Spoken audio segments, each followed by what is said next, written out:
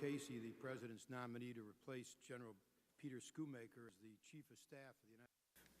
General Casey is an infantryman. General Casey, welcome. I'm grateful for your extraordinary service and personal sacrifice.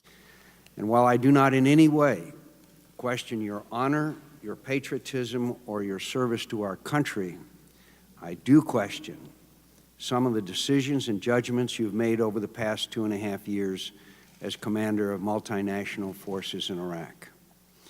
During that time, things have gotten markedly and progressively worse, and the situation in Iraq can now best be described as dire and deteriorating. Courage is not reserved for the battlefield.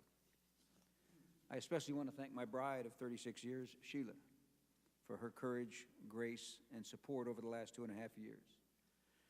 Like all our... What we and the Iraqis are doing in Iraq is hard, tough business. The struggle in Iraq is winnable, but it will, as I have said before this committee, take patience and will. Thanks, Mr. Chairman. General Casey, good morning. Let me pick up on something you said too. And do you believe that it will succeed? I believe that it can work. Right. And as I've said, in war there are no guarantees, but this plan is, I believe it has is the appropriate strategy, and it has the appropriate levels of resources attached to it, so I believe the plan can work. I was interested in your opening statement, which continues to be optimistic. In recent days, do you believe that the new job can be done with less than 5 brigades that General Petraeus says he needs? I believe that the job in Baghdad, as it's designed now, can be done with less than that. But having the flexibility to have the other 3 brigades on a deployment cycle gives us and gives General Petraeus great flexibility. It allows him to make assessments on whether the plan is working or not, and to either reinforce success, maintain momentum, or put more forces in a place where the plans are not working. General Casey,